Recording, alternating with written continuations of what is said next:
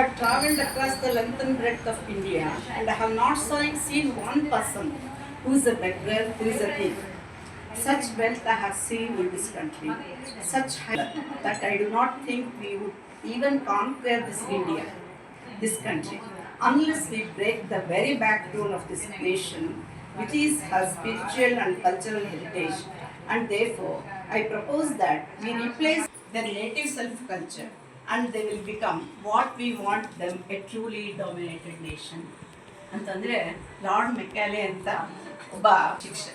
ಅವನು throughout India ಎಲ್ಲ ಕಡೆ ನೋಡಿದಂತೆ ಒಬ್ಬ ಬೆಗ್ಗರ್ ಕಾಣಿಸ್ಲಿಲ್ಲಂತೆ, ಒಬ್ಬ ಥೀಫ್ ಕಳ್ಳ ಕಾಣಿಸ್ಲಿಲ್ಲಂತೆ.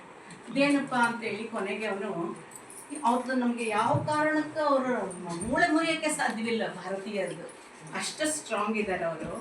ನಾವು ಮಾಡಬೇಕಾಗಿದ್ದು ಒಂದೇ ಕೆಲಸ, ಸಿಸ್ಟಮ್ ಗುರುಕುಲ ಪದ್ಧತಿಯನ್ನು ನಾಶ ಮಾಡಬೇಕು. ಅಷ್ಟು ಮಾಡಿದರೆ ಮಾತ್ರ ಆ ಸಂಸ್ಕೃತಿನ ಅಳಿಸ್ಬಹುದು ಅಂತ ಹೇಳ್ಬಿಟ್ಟು ಅವನು ತನ್ನ ಪಾರ್ಲಿಮೆಂಟಲ್ಲಿ ಹೇಳ್ತಾನೆ, ಸಾಧ್ಯವಾದಷ್ಟು ಆ ಎಜುಕೇಷನ್ ಸಿಸ್ಟಮ್ ಹಾಳು ಮಾಡಿ, ಹಾಗಾದರೆ ಮಾತ್ರ ಅವ್ರ ಸಂಸ್ಕೃತಿ ಅಳಿಯುತ್ತೆ.